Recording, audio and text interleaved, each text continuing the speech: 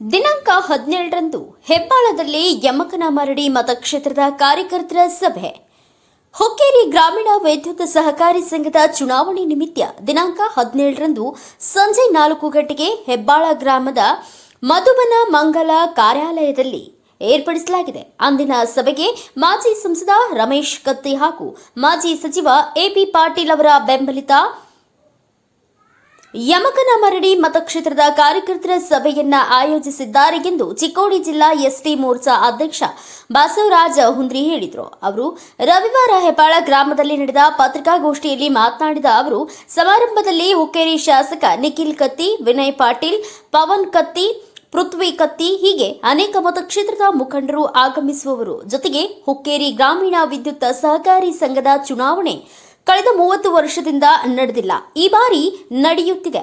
ಸುಮಾರು ತಾಲೂಕಿನಲ್ಲಿ 59,000 ಮತದಾರರು ಇದ್ದಾರೆ.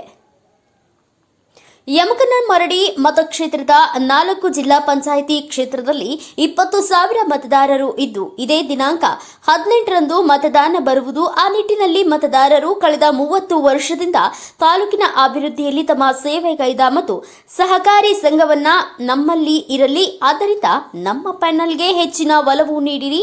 ಈ ಚುನಾವಣೆಯು ಪಕ್ಷಾತೀತವಾಗಿ ನಡೆಯುತ್ತಿದೆ, ಹೆಚ್ಚಿನ ಸಂಖ್ಯೆಯಲ್ಲಿ ಭಾಗವಹಿಸಬೇಕು. ಒಬ್ಬರು 15 ಮತಗಳು ಹಾಕಬಹುದು.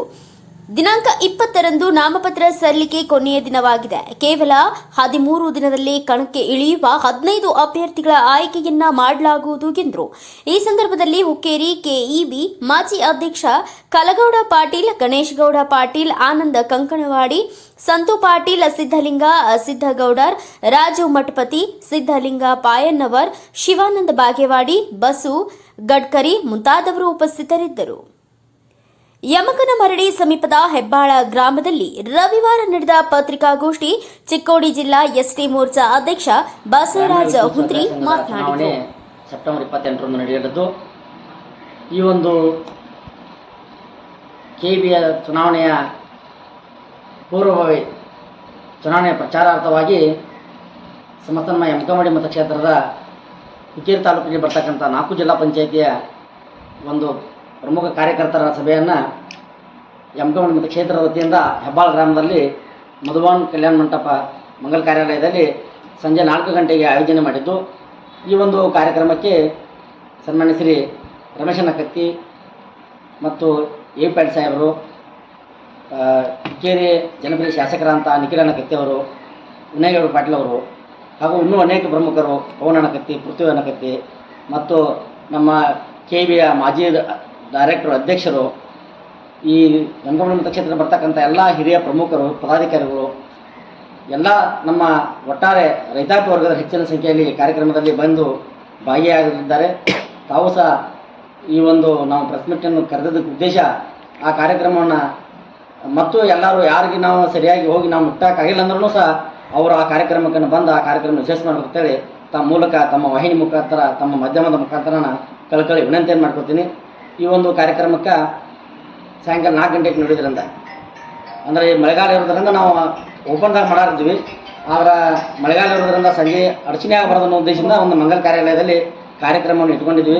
ಅತಿ ಹೆಚ್ಚಿನ ಸಂಖ್ಯೆಯಲ್ಲಿ ಕಾರ್ಯಕರ್ತರು ಬರುವಂಥ ಭರವಸೆಯನ್ನು ಈಗಾಗಲೇ ಎಲ್ಲರೂ ಫೋನ್ ಮುಖಾಂತರ ಮತ್ತು ಎಲ್ಲ ಜಿಲ್ಲಾ ಪಂಚಾಯತಿ ನಾವು ವ್ಯಾಪ್ತಿಯಲ್ಲಿ ತಿರುಗಾಡಿದಾಗ ಎಲ್ಲರೂ ನಾವು ಬರ್ತೀವಿ ಅಂತೇಳಿ ಹೆಚ್ಚಿನ ಸಂಖ್ಯೆಯಲ್ಲಿ ಜನರು ಬರುವ ನಿರೀಕ್ಷೆ ಇದ್ದು ಮತ್ತು ನಮ್ಮ ಒಂದು ತಾಲೂಕಿನ ಅಭಿವೃದ್ಧಿ ಮತ್ತು ನಮ್ಮ ತಾಲೂಕಿನ ಇರಬೇಕು ಅನ್ನೋ ಒಂದು ಉದ್ದೇಶದಿಂದ ರಮೇಶಣ್ಣ ಕತ್ತಿ ಅವರು, ಎ ಪಾಟೀಲ್ ಸಾಹೇಬರು ಪಕ್ಷಾತೀತವಾಗಿ ಯಾವುದೇ ಪಕ್ಷ ಭೇದ ಭಾವ ಮರೆತು ಇವತ್ತಿನ ದಿನ ನಮ್ಮ ತಾಲೂಕು ನಮ್ಮದ ಉಳಿಬೇಕನ್ನೋ ಒಂದು ನಿಟ್ಟಿನಲ್ಲಿ ಇವತ್ತಿನ ದಿನ ಅವರ ಒಂದು ಪ್ರಾಣ ತೊಟ್ಟಿದ್ದಾರೆ. ತಾವೆಲ್ಲರೂ ನಮ್ಮ ಹಿರಿಯರು ಎಲ್ಲರೂ ಕೂಡಿ ಅವ್ರಿಗೆ ಕೈ ಬಲಪಡಿಸುವಂಥ ಅವ್ರ ಕೈ ಬಲಪಡಿಸುವಂಥ ಒಂದು ನಮ್ಮ ಕಾರ್ಯಕರ್ತರ ಒಗ್ಗೂಡಿ ಕೆಲಸ ಮಾಡೋಣ.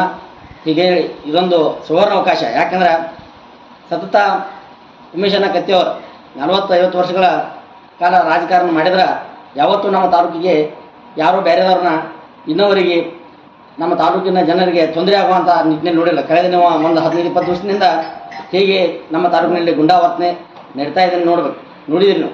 ಆದ್ರೆ ಈ ಬರುವಂಥ ಚುನಾವಣೆಯಲ್ಲಿ ತಕ್ಕ ಉತ್ತರವನ್ನು ಕೊಟ್ಟ ನಾವು ಅವ್ರನ್ನ ಚುನಾವಣೆ ಮುಖಾಂತರ ತಕ್ಕ ಉತ್ತರವನ್ನು ಕೊಡುವಂಥ ನಿಟ್ಟಿನಲ್ಲಿ ನಮ್ಮ ಕಾರ್ಯಕರ್ತರ ಪ್ರವರ್ತರಾಗಬೇಕಂತೇಳಿ ಮತ್ತೊಮ್ಮೆ ಎಲ್ಲ ಕಾರ್ಯಕರ್ತರಲ್ಲಿ ಕಳಕಳಿ ವಿನಂತಿ ಮಾಡ್ತೇನೆ. ಮತ್ತು ಈ ಕಾರ್ಯಕ್ರಮವನ್ನು ಅತಿ ಹೆಚ್ಚಿನ ಸಂಖ್ಯೆಯಲ್ಲಿ ಬಂದು ಕಾರ್ಯಕ್ರಮ ಯಶಸ್ವಿ ಮಾಡಬೇಕು. ನಾವು ಇನ್ನೇನು ಸ್ವಲ್ಪ ದಿವಸದಲ್ಲಿ ನಮ್ಮ ಕ್ಷೇತ್ರದಲ್ಲಿ ಎಲ್ಲರಿಗೂ ಕ್ಯಾಂಡಿಡೇಟ್ಗಳು ಅನೌನ್ಸ್ ಮಾಡೋದು 20 ತಾರೀಕು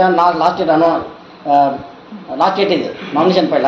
22 ಗುಡ್ರಾಲ್ ಇದೆ, 28 ಚುನಾವಣೆ ಇರೋದ್ರಿಂದ ನಮ್ಗೆ ಸಮಯ ಭಾಳ ಅವಧಿ ಕಡಿಮೆ ಭಾಳ ಮಾಡಿ 14 ದಿವಸ ನಮ್ಗೆ 13 ದಿವಸ 14 ವೇಳ 13 ದಿವಸ ಮಾತ್ರ ಅವಕಾಶ ಇರೋದ್ರಿಂದ ನಾವು ಅತಿ ಹೆಚ್ಚಿನ ಸಂಖ್ಯೆಯಲ್ಲಿ ನಮ್ಮ ಕಾರ್ಯಕರ್ತರು ನಮ್ಮ ಗ್ರಾಮದಾಗ ಮಾಡೋದೈತಿ.